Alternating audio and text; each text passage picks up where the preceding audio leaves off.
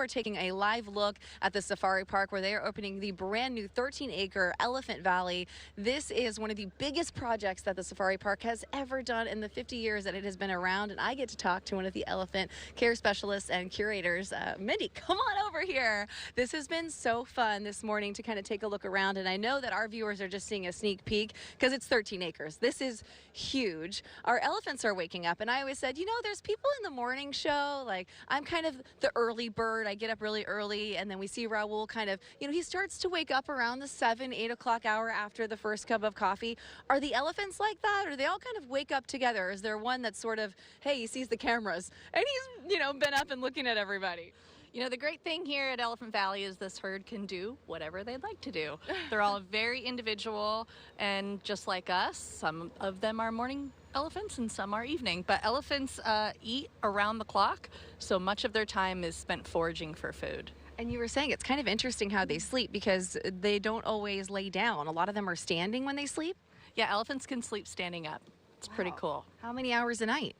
Well, elephants sleep about 3 to 6 hours a night. Some of that's standing up and some of that's lying down. So this is why they need all that food 24 hours a day, because they're on their feet all day long, even when they're sleeping.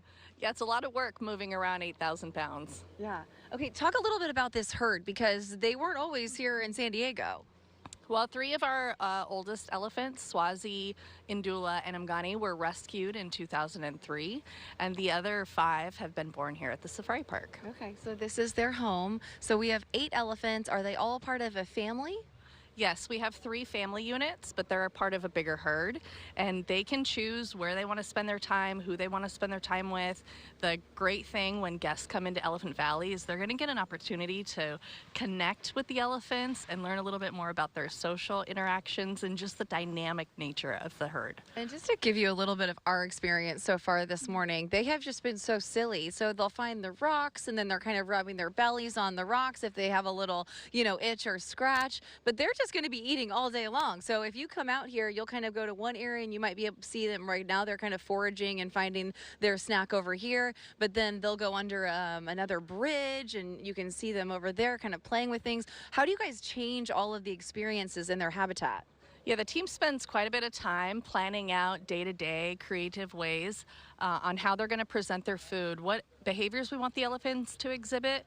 The most important thing for their well-being is creating the social dynamics and the ability to forage for food, mud bathe, take care of their skin, swim, play, and a big part of continuing that bond, just like for our own families, is finding the fun in our day-to-day activities. Is this bath their mud bath down here, or is this regular water? This is just because they've been in it and kind of making it muddy. You know, when you go take a mud bath and then you get into the swimming pool, it turns a little brown. So that's why this pool is brown. They really are just like big kids.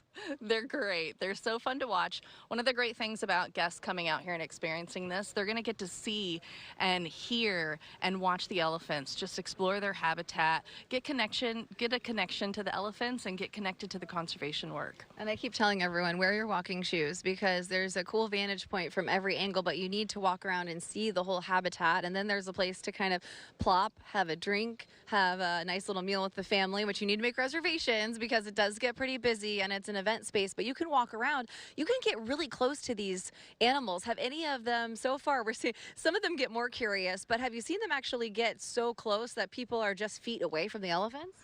Yeah, we have a safety distance, so they can't actually interact with the elephants, but they can get close enough to see their eyelashes, see the wrinkles on their skin, see the whiskers on their chin, and maybe even hear them eat their food, crunch, have breakfast, have lunch, have dinner. It's so fascinating just watching their trunks. It kind of looks like it's a hand, but you said, in fact, the trunk is not a hand.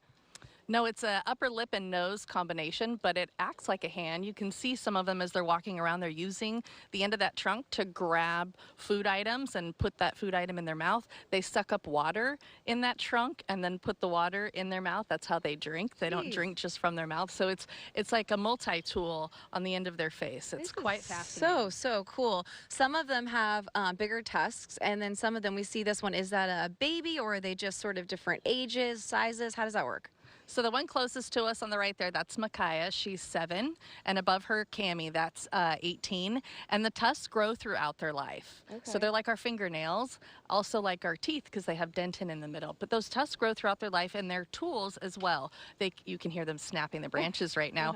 So they'll rip the bark off, rip logs, trees down. Those tusks, they'll dig mud wallows. This is, some of these adaptations the elephants have is what makes them a keystone species. So what they do and contribute to their environment is helping other animals in their environment. So elephants are a very important species to continue to preserve. Well, and what's really neat is to just see what they're doing. I could sit here and watch for half of a day just to kind of see, oh, is he carrying over there? Who's he talking to? Oh, they had a conversation when we just walked over here. There was a mama looking back and seeing, hey, is the baby coming with me as we move over to this other area? And it is really cool. You said their communication is more like body language. Yeah, they communicate quite a lot through body language, just like we do.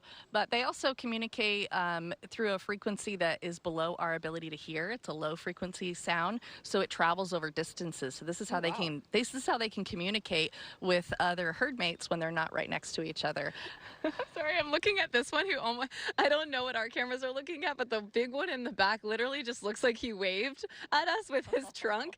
And I'm starting to think they know that they're on camera for a minute. I'm like, does he know? Is he just a little ham trying to show off for the camera? And of course, now he turns his backside, which I think he does know, in fact. I think everybody's excited for Elephant Valley to open today. They're vegetarians, right? Correct, yeah. Okay. They eat about 200 pounds of browse a day and probably another 200 pounds of produce and hay. That's a lot of work, not only to eat it, but to prep it. Now you know why it takes 24 hours. Yeah, absolutely. Okay, you guys, that's going to do it for us. This all opens at noon today, so anyone from the public can come check it out, get up close and personal. Maybe you'll be in the splash zone here as the elephant starts to play. Today is going to be absolutely stunning outside, so it is a perfect day to get out and enjoy. I'm imagining it will be a little bit busy for locals, but it's such a big space too. And Raul, you've been here. I think we have a photo of your beautiful family getting to check it out. That it is like the safari park, right? When you're so kind of spread out, it never really feels like it's packed here, because even on a huge, packed summer day in the middle of July, it's acres and acres and acres of fields and animals. So that's what makes it so perfect for days that might feel a little bit more busy for us locals. We've had passes for so long, Heather, that we used to take our kids in strollers all around that place. That's how long. So this is like finally, this is the I will say though, thing. that was the good old days. Yeah, I know. Because you could pack up the stroller with everything that you needed. Now you got to put it on your back. The teenage kids, though, they still enjoy something this magical. All right, Heather, thank you so much.